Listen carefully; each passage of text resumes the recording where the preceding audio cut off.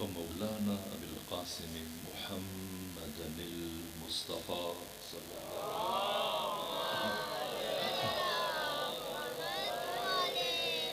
وأهل بيته الأطيبين الأطهرين الأنجبين المعصومين المظلومين ورحمة الله على أحبابهم وأصحابهم وشيعتهم ومحبيهم ومواليهم أجمعين ولعنة الله على أعدائهم ومنكري فضائلهم وغاصبي حقوقهم من جمع عداوتهم إلى الآن ومن الآن إلى قيام يوم الدين وبعد يوم الدين أما بعد فقد قال حق سبحانه وتعالى في القرآن بسم الله الرحمن الرحيم ومن المؤمنين رجال صدقوا ما عاهدوا الله عليه فمنهم من قضى نهبا ومنهم من ينتظر صلوات شيخ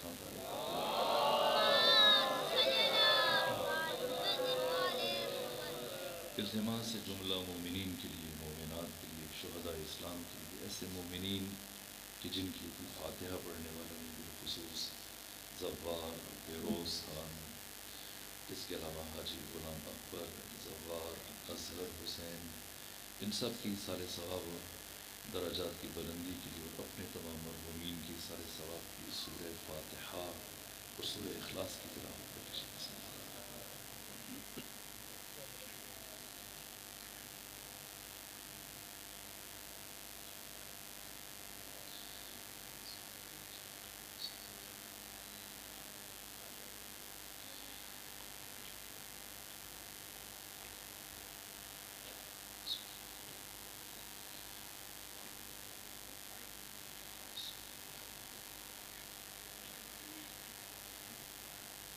صلوات کیجیے خاندان فاطمہ۔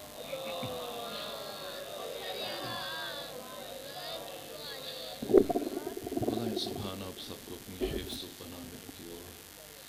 حوادث روزگار سے محفوظ اور معمون رکھے۔ بانیان مجلس کی سعی اور کوشش کو اپنی بارگاہ میں قبول فرمائیں۔ 15 شوال روز شہادت امام جعفر ابن محمد بھی ہے اور آج کا یہ دن حضرت حمزہ سید الشہداء کا بھی روز شہادت ہے۔ مجھ سے میرے ایک اہل سنت بھائی نے خواہش کی کہ میں چند جملے جناب حمزہ سے متعلق بیان کروں۔ وقت اگرچہ محدود ہے لیکن ان کی خواہش کے احترام میں ہمارے مہمان ہیں، میرے لیے واجب الاحترام ہے، ان کی بات میرے لیے ارزش اور اہمیت رکھتی ہے۔ چند جملے جناب حمزہ سے متعلق اور چند جملے جناب امام صادق کی بارگاہ میں عرض کرنے کی کوشش کروں گا۔ میرے عزیزوں، قرآن مجید کی یہ آیت سورہ مارکہ احزاب کی 23 نمبر آیت ہے، جس میں پروردگار ارشاد فرما رہے ہیں من المؤمنین رجال، مومنین میں سے کچھ مرد ہیں۔ اگر رجل کا معنی سمجھنا ہو، رجال کا معنی سمجھنا ہو، مرد کا معنی سمجھنا ہو تو ختمی مرتبت نے جو روز غزوہ خندق فرمایا لَأُوتِيَنَّ الرَّایَةَ غَدًا رَجُلًا کَرَّارًا غَیْرَ فَرَّارٍ،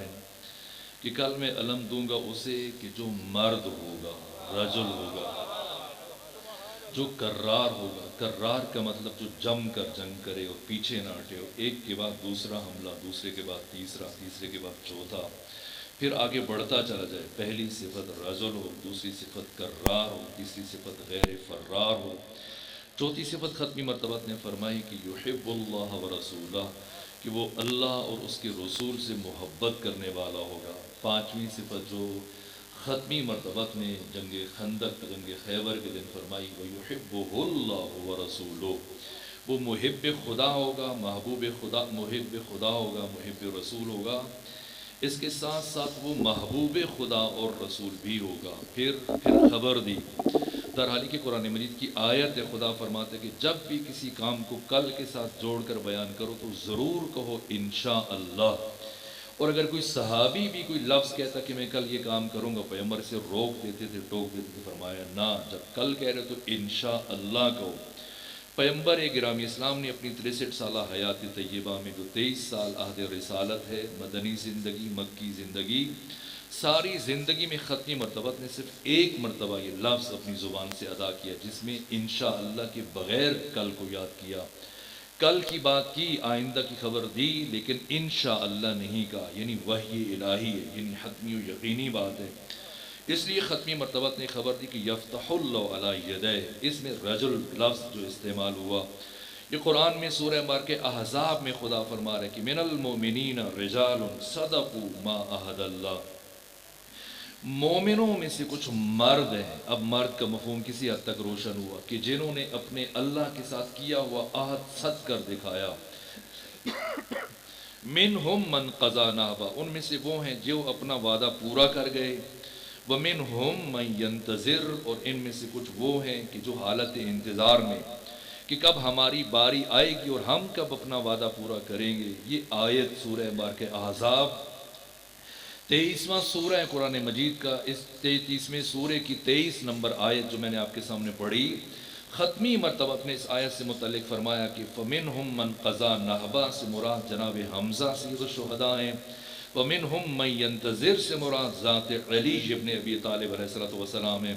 برادر اہل سنت، واقعی مجھے خوشی ہو رہی ہے کہ جو انہوں نے خواہش کی جناب حمزہ کا ذکر ہمارے ہاں سے بھی بہت کم کیا جاتا ہے۔ جناب حمزہ کی عظمت، آپ کا شرف، آپ کا مقام، آپ کی شجاعت، آپ کی جلالت، یہاں تک کہ آپ کی مکی زندگی جب مدینہ میں تشریف لے کر گئے، صرف 4 سال بڑے ہیں سن میں ختمی مرتبہ سے۔ جناب حضرت ابو طالب عمران 35 سال بڑے ہیں اپنے بھتیجے جناب ختمی مرتبہ پیغمبر گرامی اسلام سے۔ پیغمبر اسلام کی ولادت عام الفیل میں ہوئی، جناب حضرت ابو طالب کی ولادت عام الفیل سے 35 سال پہلے ہوئی۔ جناب حمزہ آپ کی ولادت عام الفیل سے 4 سال پہلے ہوئی۔ اس اعتبار سے فقط 4 سال کا فرق ہے، ایک اعتبار سے چچا بھتیجا ہے، لیکن دوسرے اعتبار سے بچپنا ساتھ گزرا، لڑکپن ساتھ گزرا۔ بچپنے سے جناب حمزہ کو جو شدید محبت تھی ختمی مرتبہ سے، یہاں تک کہ آپ کے متعلق امام صادق کی حدیث ہے بحار الانوار کی 22 نمبر جلد میں امام ششم فرماتے ہیں کہ قیامت کے دن 4 علم ہوں گے کہ وہ لوگوں کے لیے باعث امان ہوں گے، اور لوگ آ کر ان علموں کے سائے میں جب کھڑے ہوں گے تو ان 4 مقامات پر ان کی شفاعت کی جائے گی، اور یہ 4 ہستیاں انہیں جنت کی طرف لے کے جائیں گی۔ پہلا علم ختمی مرتبہ کے پاس ہوگا جس کے اوپر حمد لکھی ہوگی، اور دوسرا علم علی ابن ابی طالب علیہ السلام کے پاس ہوگا جس کے اوپر لا الہ الا اللہ لکھا ہوا ہوگا، اور تیسرا علم جناب حمزہ سید الشہداء کے پاس ہوگا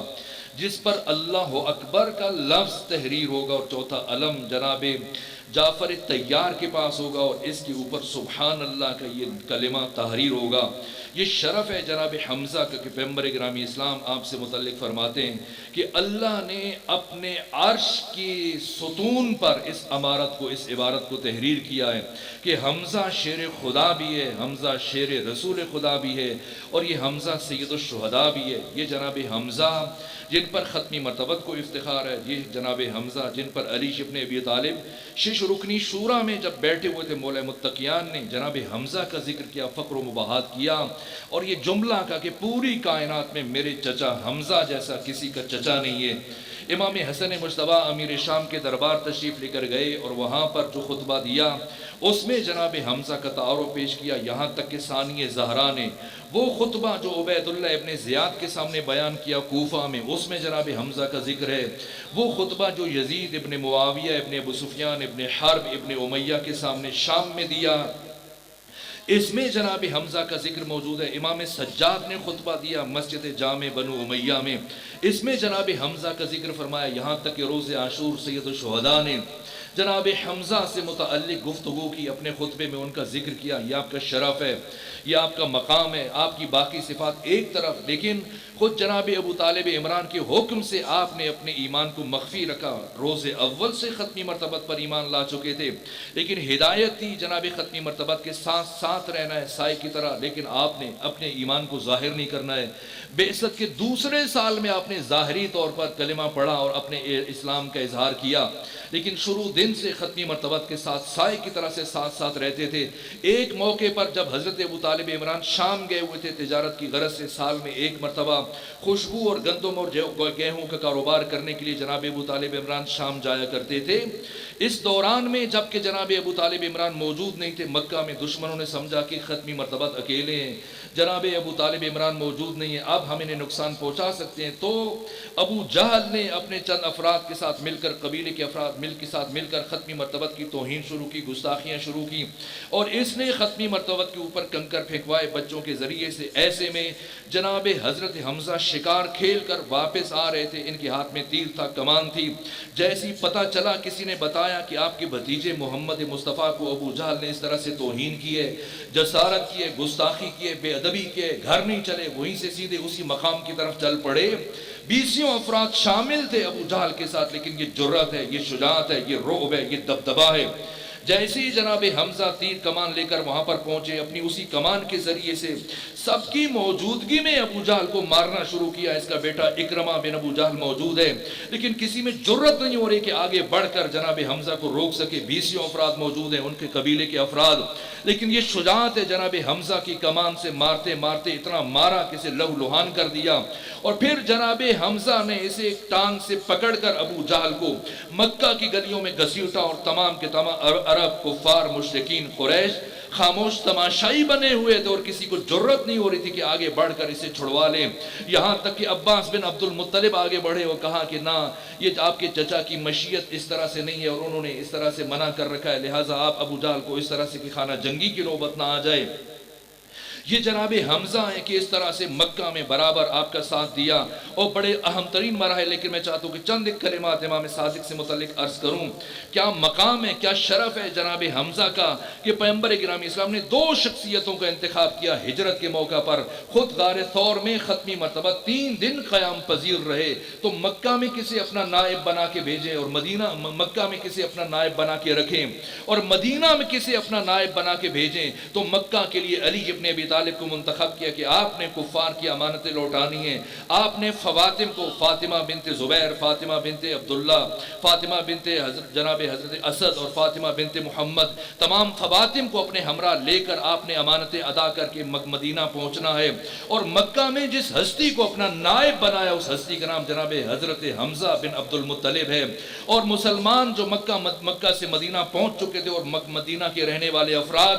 جو اسلام قبول کر چکے تھے، ان کے لیے ختمی مرتبت نے خط تحریر کیا کہ تم پر حمزہ کی اطاعت لازم، اور حمزہ کے حکم کو میرا حکم سمجھ کر ان کی اطاعت کرو، پیروی کرو۔ یہ جناب حمزہ ہیں کہ اس کے بعد جب پہنچے مکہ سے مدینہ پہنچے، مدینہ میں 2 ہجری میں 17 رمضان المبارک کو پہلی جنگ بدر ہے۔ جنگ بدر میں کل 70 افراد قتل ہوئے کفار کی طرف سے، اور مسلمانوں کے 14 افراد قتل ہوئے، جن میں سے 6 مہاجر تھے، 8 انصار تھے۔ باقی 70 افراد جو کفار کے، قریش کے، مشرکین کے قتل ہوئے، ان میں سے 35 علی ابن ابی طالب کے ہاتھ سے مارے گئے، اور مولا علی کے بعد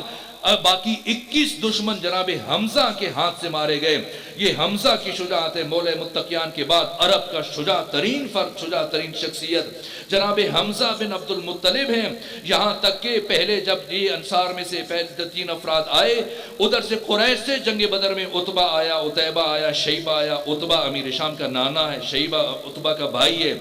اس کے ساتھ ولید امیر شام کا ماموں ہے۔ یہ 3 افراد آئے، ادھر سے ختمی مرتبت نے انصار میں سے 3 افراد کو روانہ کیا، معوذ ہے، معاذ ہے، رواحہ ہے۔ ان 3 افراد کو جب بھیجا ختمی مرتبت نے، تو انہوں نے کہا، آگے سے عتبہ نے کہا کہ ہم کل کے عزت داروں کو نہیں پہچانتے، ہمارے مقابلے میں انہیں بھیجا جائے جو خاندانی شرافت اور خاندانی نجابت کے حامل ہوں۔ پیغمبر گرامی اسلام نے اپنے خاندان سے بھیجا، اپنے چچا کے بیٹے جناب عبیدہ بن حارث کو بھیجا، دوسرے مرحلے میں حمزہ بن عبد المطلب کو، تیسرے مرحلے میں علی ابن ابی طالب کو، جناب علی ابن ابی طالب کو ولید کے مقابلے میں بھیجا جو امیر شام کا ماموں تھا، جناب حمزہ کو شیبہ کے مقابلے میں بھیجا، اور جناب عبیدہ بن حارثہ کو عتبہ کے مقابلے میں بھیجا۔ مولا متقیان نے سب سے پہلے ایک لمحے میں ولید کو حرف غلط کی طرح سے یوں مٹایا کہ کوشش کر رہا تھا بھاگ کر اپنے باپ کے ساتھ پناہ لے، لیکن مولا متقیان نے 2 نیم کیا۔ ادھر جناب حمزہ نے شیبہ کو قتل کیا، لیکن تیسری طرف عتبہ غالب آ رہا تھا جناب عبیدہ بن حارثہ پر. ایک مرتبہ مسلمانوں نے آواز بلند کی علی حمزہ جائیں عبیدہ کی طرف. وہ جناب عبیدہ کی ٹانگ کاٹ چکا ہے عتبہ اور اس میں سے گودا باہر آ چکا ہے. دونوں شیر پلٹے, اللہ کے شیر پلٹ کر اس طرح سے آگے بڑھے, تلواریں چمکی اور اس طرح سے عتبہ کی لاش کو ٹکڑوں میں تقسیم کر دیا.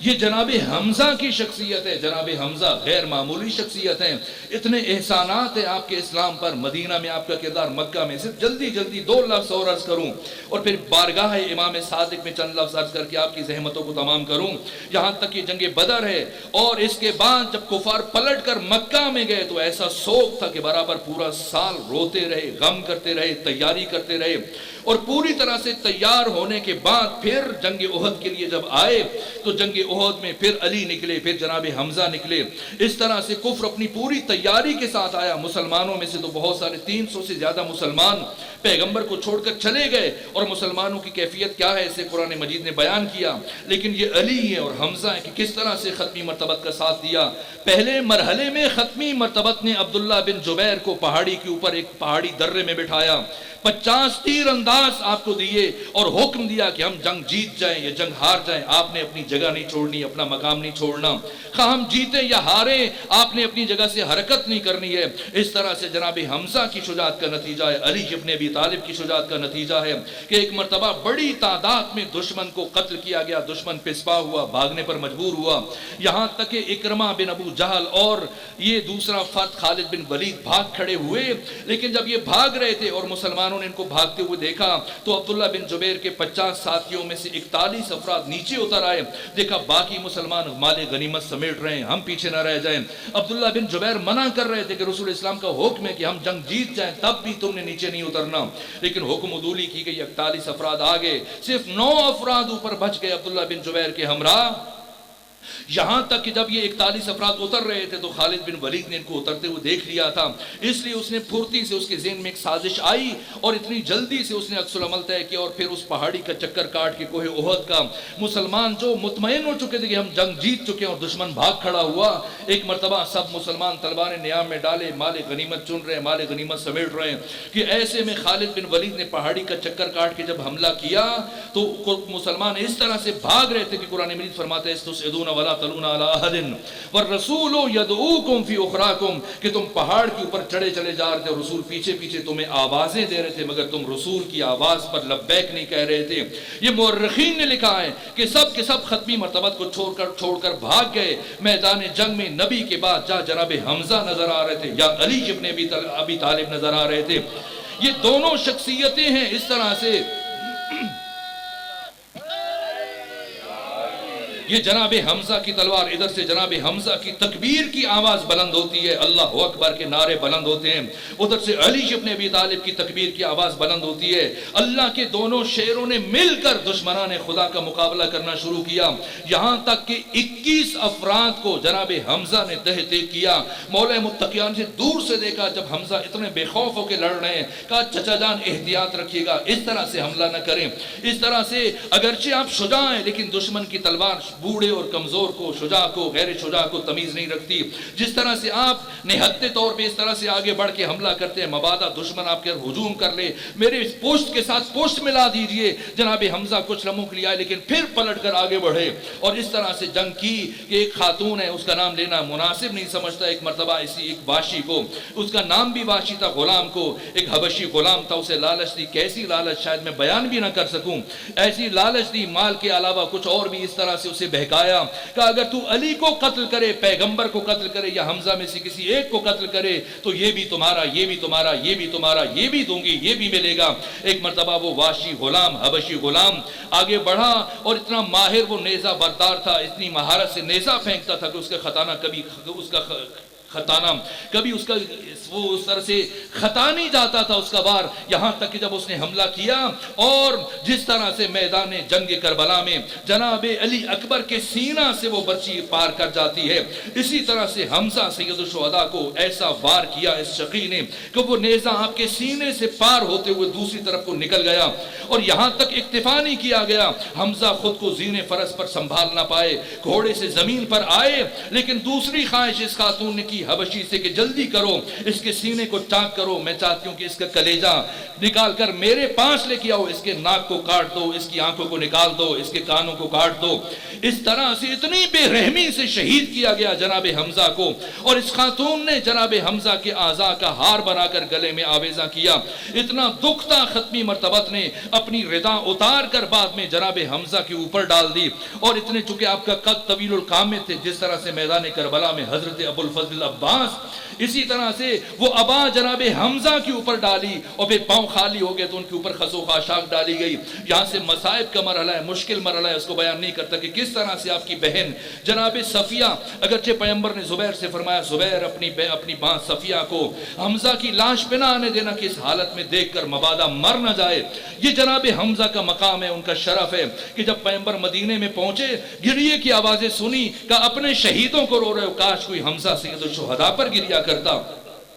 اور ختمی مرتبہ زندگی بھر ملول رہے، دکھی رہے۔ یہ جناب حمزہ کی شخصیت، ان کے احترام میں نے یہ چند جملے عرض کیے۔ اور دوسری عظیم الشان شخصیت مؤسس مکتب اہل بیت امام صادق علیہ آلاف و تحیید و ثنا، وقت نہیں بچا کہ میں آپ سے متعلق کچھ عرض کروں۔ آپ کا مقام، آپ کا شرف، آپ کا علم، آپ کا اخلاق، آپ کی معرفت، آپ کا جود و عطا، آپ کا اخلاق، آپ کی عبادت، آپ کی زہد، یہاں تک کہ جو بڑی بڑی آبی جناب جندی مصر کے مایہ ناز عالم ہیں، وہ کہتے ہیں کہ دنیا میں 4 اماموں کے پیچھے اس وقت تمام مسلمان ان کی تقلید میں ہیں، ان سے دین لے رہے ہیں۔ ایک امام ابو حنیفہ، ایک امام مالک ابن انس ہیں، اسی طرح سے ایک امام شافعی ہیں، ایک امام احمد ابن حنبل ہیں، اور 5ویں امام جعفر صادق ہیں۔ کہ ان میں سے امام ابو حنیفہ نعمان بن ثابت 2 سال مسلسل امام صادق سے سیکھتے رہے، پڑھتے رہے، اور دوسری بڑی شخصیت جناب مالک ابن انس، یہ برابر 10 سال تک امام جعفر صادق کے پاس جاتے تھے اور ان سے سوالات پوچھتے تھے، ان سے دین سیکھتے تھے۔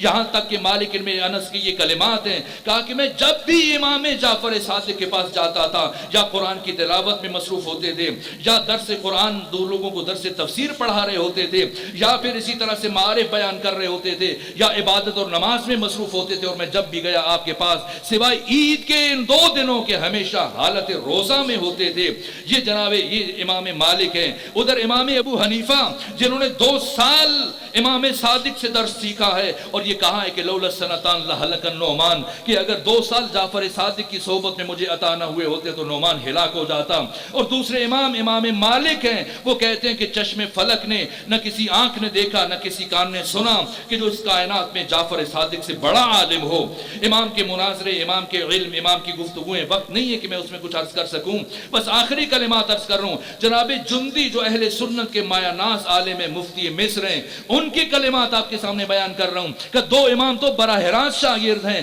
اور باقی 2 امام ان میں سے ایک جناب شافعی، یہ امام مالک ابن انس کے شاگرد ہیں، اور امام احمد ابن حنبل یہ جناب شافعی کے شاگرد ہیں۔ تو یہ 2 ان کے شاگرد ہوئے، اور باقی 2 براہ راست امام صادق کے شاگرد ہوئے۔ تو اس کا مطلب ہے چاروں در حقیقت امام صادق کے شاگرد ہیں۔ لیکن جو جملہ کا جس کے لیے میں نے آپ کو زحمت سماعت دی، کہا دنیا میں تمام مسلمانوں کی یہ 4 امام چاروں کے چاروں شاگرد ہیں، بالواسطہ یا بلا واسطہ امام جعفر صادق علیہ السلام کے۔ لیکن امام صادق کے لیے شرف نہیں کہ یہ 4 بڑے امام آپ کے شاگرد ہیں، ان چاروں کے لیے وجہ فضیلت ہے کہ وہ امام کے شاگرد ہیں۔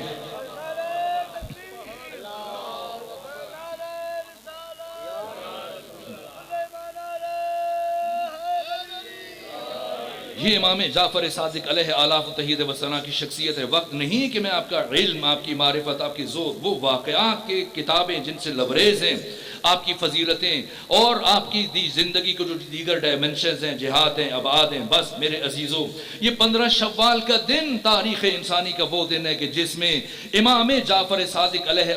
آلاف و تحیید و ثنا کو اس شقی نے، منصور دوانقی نے شہید کیا۔ میں چند جملے صرف آپ کی مصیبت سے متعلق عرض کروں گا، آپ کی زحمتوں کو تمام کروں گا، وقت کی کمی کا لحاظ رکھتے ہوئے گفتگو سمیٹ دی۔ اور مجھے افسوس ہے کہ میں امام صادق کی وہ ابعاد اور پہلو جو آپ کے لیے منتخب کیے تو ذہن میں تھا کہ آپ کے سامنے بیان کروں گا۔ اگر کبھی پروردگار نے توفیق دی دوسرے مرحلے میں اتنا مجبور ہو گیا منصور دوانقی، پہلے تو وہ بنو امیہ کی سرکوبی میں لگا رہا، پھر اس نے یہ محسوس کیا کہ مدینہ علم کا، معرفت کا، روحانیت کا مرکز بن چکا ہوں، میں صرف اور صرف لوگوں کے جسموں پر حکومت کر رہا ہوں۔ پوری اسلامی دنیا میں اگر کسی شخصیت کی دلوں پر حکومت ہے تو وہ امام جعفر صادق ہیں۔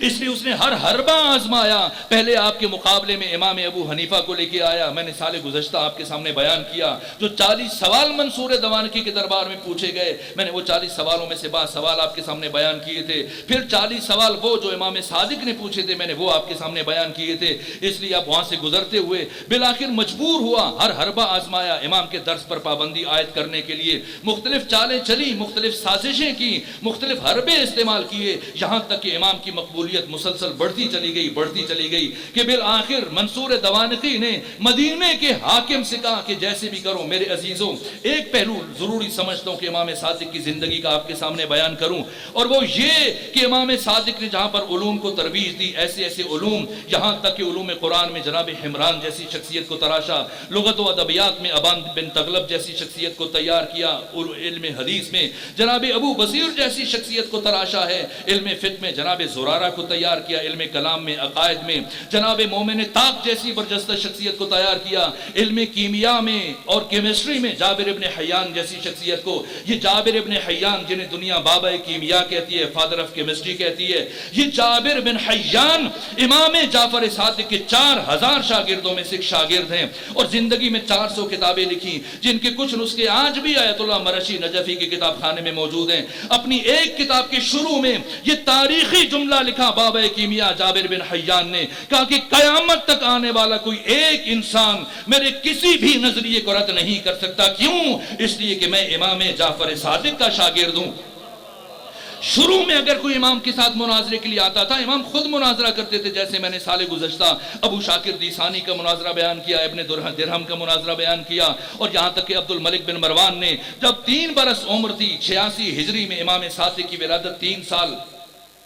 83 ہجری میں ہوئی, 3 سال عمر تھی, 3 سال کی عمر میں پہلا مناظرہ, خود اس نے امام علی زین العابدین سے مدد مانگی تھی, اور امام کی شہادت جا کے 95 ہجری میں ہو رہی ہے. اب آپ کی عمر 48 سال ہے امام صادق کی, امام سجاد کی, تو خود چلے جائیں, لیکن خود تشریف لے کر نہیں گئے, اپنے فرزند امام باقر کو روانہ کر دیں, انہیں نہیں بھیجا. کسے بھیجا ہے؟ 3 سال کے پوتے کو بھیجا عبد الملک بن مروان کے دربار میں, جہاں امام نے زندگی کا پہلا مناظرہ کیا. برہان, تفسیر برہان کی پہلی جلد میں اسے بیان کیا گیا, اور پھر ساری زندگی میں اسی طرح سے شروع میں اگر کوئی آتا گفتگو کے لیے امام اس سے گفتگو کرتے, لیکن بعد میں اگر کوئی مناظرے کے لیے آتا امام پوچھتے بتا کس بارے میں بات کرنا چاہتا ہے. اگر کہتا ہے علم کلام میں, فرماتے مومن طاق سے بات کرو. کہتا حدیث میں, فرماتے ابو بصیر سے بات کرو. اگر کہتا فقہ میں, فرماتے زرارہ سے گفتگو کرو. اگر کہتا فلاں قرآن میں بات کرنا چاہتا ہوں, فرماتے حمران سے بات کرو. اگر اصرار کرتا آپ سے بات کرنا چاہتا ہوں, امام فرماتے نا, ان سے بات کرو. اگر تم نے ان میں سے کسی ایک کو شکست دے دی تو سمجھ لینا تم نے جعفر صادق کو شکست دی ہے.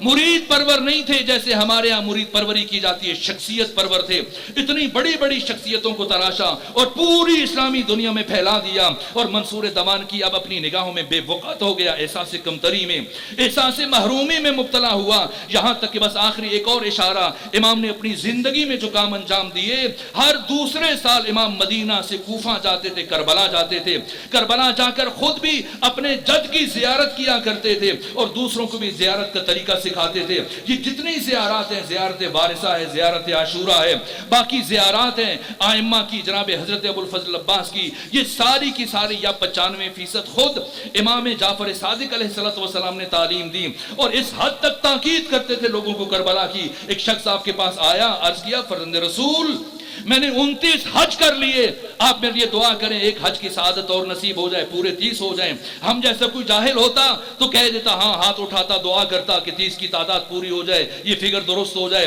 لیکن جیسے کہا 29 حج کیے, دعا کریں 30ویں حج کی سعادت حاصل ہو جائے. امام نے فرمایا 29 حج تو کیے, بتا اتزور قبر حسین ابن علی, کیا تو نے میرے دادا حسین ابن علی کی قبر کی زیارت کی ہے؟ ایک مرتبہ کہنا کربلا ابھی تک نہیں جا سکا, ایک مرتبہ آپ کے چہرے پر غضب کے آثار نمایاں ہوئے. فرمایا تجھے کیا ہوا, تو اس حسین کی زیارت کے لیے نہیں جاتا کہ پروردگار فوق عرش سے جس حسین کی زیارت خود فرماتا ہے, یہ حسین ہے کہ جن سے متعلق آپ نے فرمایا کہ حج پر جانے سے پہلے کربلا جایا کرو تاکہ تمہیں حج کی حقیقت سمجھ میں آ جائے. جتنی بھی زیارات ہیں آپ سے متعلق، جس طرح سے کربلا کے مصائب خود بیان کرتے تھے، آپ کی موجودگی میں جس طرح سے مصائب بیان کیے جاتے تھے، پہلی مرتبہ باقاعدہ طور سے مجلس عزا کی بنیاد امام جعفر صادق علیہ آلاف و تحیت و ثنا کے عصر میں ہوئی۔ بس ایک جملہ عرض کروں، میرے بھائی ہیں اور ہزار درجے بہتر انداز میں مصائب بیان کریں گے، آپ استفادہ کریں گے، میں مختصر دو جملے تاکہ عبادت مکمل ہو جائے۔ یہاں تک کہ کسی نے ایک محفل میں آپ سے پوچھا، فرزند رسول بتائیں ایک باپ کے لیے اپنی زندگی میں بیٹے کی نسبت سے کون سا مقام جو سب سے زیادہ خوشی کا مقام ہوتا ہے؟ امام نے فرمایا وہ مقام جب بیٹا بڑے ہوتے ہوتے ہوتے اتنا بڑا ہو جاتا ہے کہ بیٹے کا قد اپنے باپ کے قد کے برابر ہو جاتا ہے۔ یہ کیفیت باپ کے دل میں جو خوشی داخل کرتی ہے یہ باقی تمام خوشیوں سے منفرد ہے، الگ ہے۔ ایک مرتبہ اس نے دوسرا سوال پوچھا کہ اگر سب سے زیادہ خوشی باپ کو تب ہوتی ہے جب بیٹا جوان ہو کر اس کے قد کے برابر ہو جاتا ہے، کہا کہ ایک باپ کے لیے سب سے مشکل مرحلہ کون سا ہوتا ہے؟ ایک مرتبہ آقا کی آنکھیں نم ہوئی، فرمایا وہ مرحلہ جب اسی باپ کو اپنے جوان بیٹے کی لاش اٹھانی پڑ جائے۔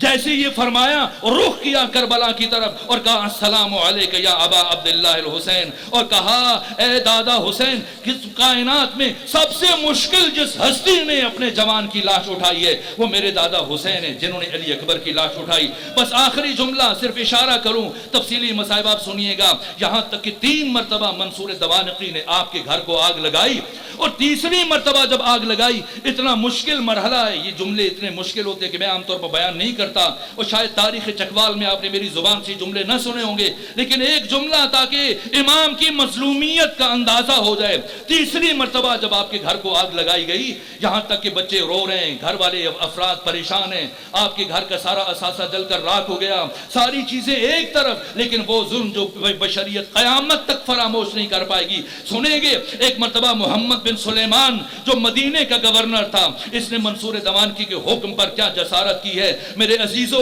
آپ نے سنا ہے کہ سیدہ زہرا کو کربلا سے جناب زینب کو کربلا سے کوفہ سے شام کیسے لے کر گئے، آپ یہ بھی سنتے ہیں علی کو اپنے گھر سے مسجد نبوی تک کس طرح سے لے کے گئے، اور سنیں جناب امام صادق کو اپنے گھر سے منصور دوانقی کے گورنر محمد بن سلیمان کے دربار تک کیسے لے کے جایا گیا، یہاں تک کہ ایک سپاہی آگے بڑھا اور اس نے آپ کے سر سے امامہ اتارا اور امامے کو زمین پر پٹک دیا۔ یہ اتنی بڑی مصیبت ہے کہ اسی مصیبت پر بشریت قیامت تک آنسو بہائے۔ یہاں تک کہ دوسری طرف کیا ظلم کیا، امام نے کہا مجھے نالین پہننے دو، کہا نہ اجازت نہیں ہے کہ آپ کو جوتے پہننے کی اجازت دی جائے۔ پھر کس طرح سے امام کو انہوں نے پکڑا میں بیان نہیں کر سکتا، سارے سپاہی گھوڑوں پر سوار تھے، امام پیدل تھے، سر برہنہ پا برہنہ، نہ سر پر امامہ تھا نہ پاؤں میں نالین تھی۔ اتنی بے ادبی سے گستاخی سے امام صادق کو گورنر کے دربار میں لے کے جایا گیا، یہاں تک کہ اس کے سامنے جیسی محمد بن سلیمان نے کہا میں چاہتا ہوں یہ کھجوریں پیش مجھے منصور دوانقی نے بھیجی ہیں، آپ کھا لیجئے۔ امام نے فرمایا میں جانتا ہوں ان کھجوروں میں کیا ہے، ہرگز میں ان کی طرف ہاتھ نہیں بڑھاؤں گا۔ ایک مرتبہ اس نے اطراف میں اشارہ کیا کہ دیکھیں پردوں کے پیچھے میرے کتنے سپاہی اپنے ہاتھوں میں ننگی تلواریں لیے ہوئے کون سی موت پسند کریں گے، چاہے تو کھجور کے ذریعے چاہے تو تلواروں کے ذریعے۔ ایک مرتبہ امام نے ایک کھجور اٹھائی، انا للہ و انا الیہ راجعون کی تلاوت کی، کھجور کو کھایا، کن قدموں سے ایک مرتبہ امام گھر پہنچے۔ پہلا دن کسی حد تک چل سکتے تھے لیکن دوسرے دن امام سے چلا نہیں جا رہا تھا، یہاں تک کہ تیسرا دن امام باقر سے فرمایا مجھے ایک مرتبہ میرے جد رسول اللہ کی مزار تک لے کے جاؤ۔ میرے عزیزو، اب امام کی حالت بدل رہی ہے، کیفیت کیا ہے، یہاں تک کہ اب زہر نے اثر بڑھانا شروع کیا، آپ کے جگر کے ٹکڑے کٹ کٹ کے زمین پر آ رہے ہیں، وہ سینہ جو علوم اہل بیت کا گنجینہ تھا آج کیا کیفیت ہے۔ اب مصائب سنیں گے، میں تاریخ عرض کر رہا ہوں اور آخری جملہ عرض کروں، یہاں تک کہ